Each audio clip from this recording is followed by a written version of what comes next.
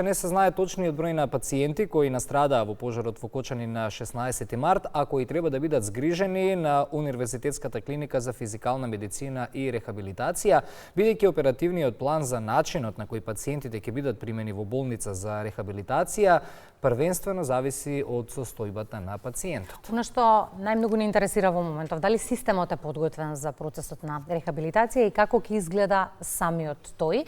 На сите овие прашања одговори бараме од директорот на Универзитетската клиника за физикална медицина и рехабилитација Злата Мехмедович. Добро утро, доктора, и благодарам за позитивниот одговор за разговор во Македонија на утро. Добро утро, добро ве најдов, поздрав до гледачите на Македонска телевизија. Постојано слушаме дека млади ни се враќаат во Македонија и тоа е добро. Колку во моментов се лекуваат во странство, каква е нивната состојба, имаме ли никој по домашните клиники, какви се последните информации? Последните информации велат дека 40 пациенти се лекуваат се уште во странските клиники и кај нив веќе процесот на лекување е во завршна фаза. 5 пациенти имаме на клиниките и болниците во Скопје. И исто кај нив состојбата е релативно стабилна и се очекува и кај нив постепено да преминеме кон процесот на хронична рехабилитација со цел да се вратат нормалните функции кај овие пациенти. Така да кај сите останати пациенти кои што беа згрижени и во странските клиники и во домашните болници е направена консултација за да се види какви се потребите и динамиката со која што ќе треба да се оди во процесот на рехабилитација. Така, долго време се зборува за рехабилитацијата, сето тоа ќе биде долг и сложен процес, ова го потврди и министерот Таравари. Што ќе подразбира процесот на рехабилитација на секој поединечно? Најголемиот проблем кај овие пациенти е враќањето во нормална функција, односно да ги вратиме во функција, во функционалност на организмот кој што го имале пред да се случи немилиот настан во дискотеката во Кочани. Голем дел од овие пациенти имаат изгореници кои што се од втори и трети степен, кои што дополнително прават проблеми и може да направат одредени контрактури, деформитети на екстремитетите, ограничени движења во делот на екстензија или на флексија или на ротација на главата на вратот. И сето тоа треба да се врати во нормална функција. Постојат одредени процедури кои што се користат во физикалната медицина за да може да се рехабилитира организмот и кај истите треба да се применуваат, како што кажавте вие, во зависност од тоа колкави се оштетувањето, односно намалувањето на функциите на мускулоскелетниот систем и на невролошкиот систем, подолг или пократок временски период. Кај одредени пациенти очекуваме тој процес да трае со години. Кога сме кај процесот на рехабилитација, подготвен ли е системот? Еве ќе зборуваме конкретно за вашата клиника и во однос на медицински персонал и во однос на капацитети. Рехабилитацијата е, да кажеме, втората фаза, кога имаме едни вакви трагични масовни случаи кога се случуваат. И имавме можност и да го адаптираме и да го подготвиме системот за она што не очекува сега во перспектива. Да не забораваме дека клиниката за рехабилитација постоела како завод од 56-та година, наредната година славиме 70 години од постоењето на заводот за рехабилитација тогаш или сега Универзитетска клиника за рехабилитација. Тој континуитет од 70 години во кој што континуирано се згрижуваат пациенти кои што се болнички и пациенти кои што се амбулантски, дава за право да кажеме дека ние имаме сериозно долготрајно искуство и знаење и вештини од областа на физикалната медицина и рехабилитацијата. Дека овие случаи не се вообичаени, не се секојдневни, дека не се гледале толку често на клиниката за рехабилитација или на било која друга болничка установа која што се занимава и односно работи во делот на физикална медицина и рехабилитација, тоа е точно. Меѓутоа имавме помош од англиски експерти од Националниот здравствен систем на Англија и од итните медицински тимови кои што веднаш беа диспачирани во Македонија. Со истите веќе е во завршна фаза едукацијата и за физијатрите, и за физиотерапевтите, и за докторите од пластична хирургија, и за физијатрите и докторите од болницата 8 септември, градската болница, со знаења кои што уствари ќе бидат на некој начин дополнително fine-tuning, односно фино подесување на системот за тоа како да се даде најквалитетната денешна можна рехабилитација која што се дава и во најсовремените медицински центри. А колку е важна психолошката рехабилитација и дали истата е планирана да се одвива паралелно со здравствената? Клиниката за психијатрија веќе има обезбедено психолошка поддршка за сите пациенти и таму веќе е организирано континуирано посетата на пациентите за да може да се даде таа психолошка поддршка. Клиниката за физикална медицина и рехабилитација по долговременски период немаше вработен од психолог и веќе работиме на превземање на неколку психолози кои што би дошле од други здравствени установи со цел тоа да биде во континуитет не само во овој период, туку и понатаму, затоа што психолошката поддршка кај пациентите кои што имаат потреба од рехабилитација е сериозен процес кој што мораме да го испочитуваме кога даваме целосна здравствена грижа. И од тој аспект психолошката поддршка во наредниот период очекуваме да биде и дел и внатре во клиниката, но како што кажав, системот во целост ги обезбедува тие можности на овие деца да им се пружи психолошка поддршка од страна на клиниката за психијатрија. Трагедијата во Кучани направи своевиден голем дополнителен притисок на системот, иако ја изземеме или ја ставиме на страна целата таа ситуација, мора да знаеме дека имаме и редовни пациенти кои што имаат и потреба од рехабилитација. Светските статистики, доктора, велат дека околу 2,7 милиарди граѓани во светот имаат потреба од рехабилитација, тоа значи дека секој трет човек има потреба од рехабилитација во светот.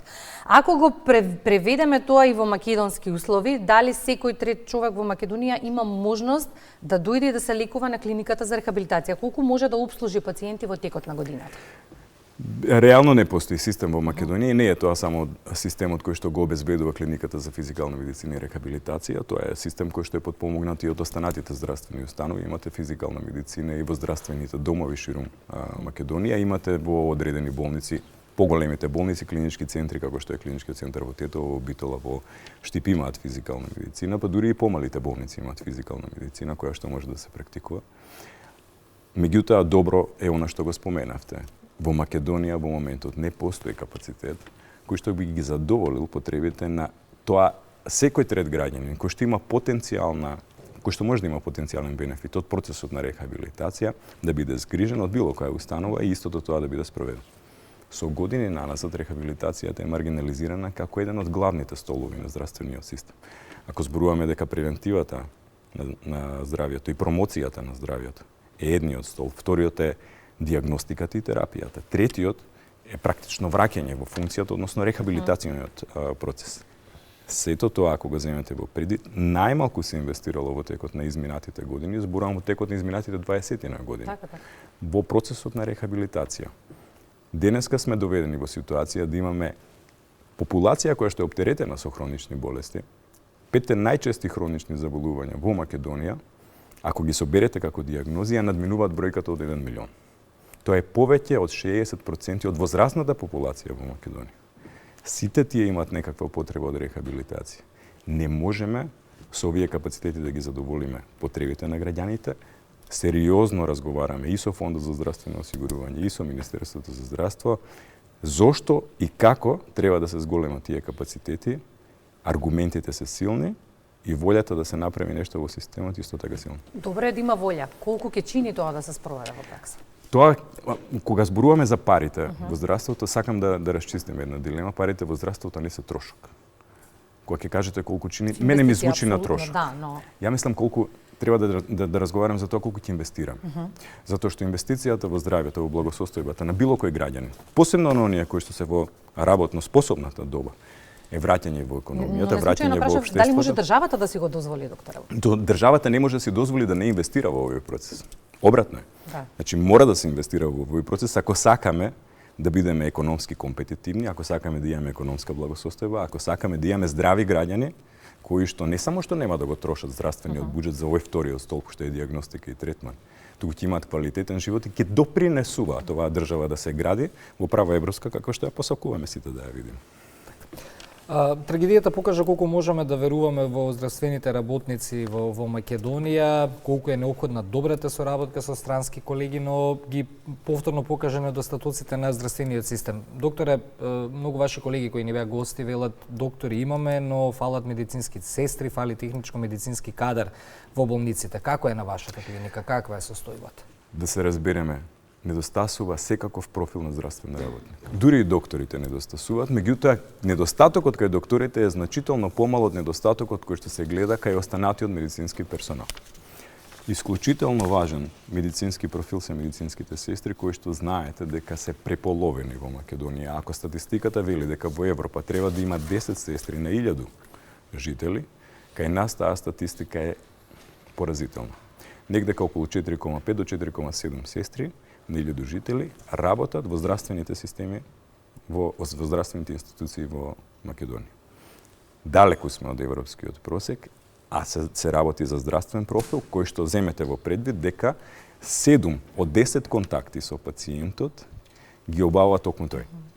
Останатите 3 контакти се или на лекарот или на некој друг здравствен работник. 70% од времето со пациентот го поминува медицинската сестра. Исклучително важен профил. Меѓутоа, да не забораваме на тоа е дека фалат и болничари, фалат и лаборанти, фалат и фармацевти, сите оние кои што можат помеѓу себе да се ги поделат работите. Што се случува? Системот, кога ќе се случи една ваква трагедија, почнува да ги хипертрофира своите функции. Почнува да ги надградува своите функции. Луѓето работат 120, 130, 150%, за да ја надокнада физичкиот недостаток на другиот персонал. Затоа треба да им се симне секогаш капа на здравствените работници за се тоа на што го даваат и од срце го даваат кога ќе имаме вакви трагедии, како што се случи и сега, како што гледаме во трагедијата која што се случи во Кочани. И за крај, докторе, брзата реакција спаси многу млади животи.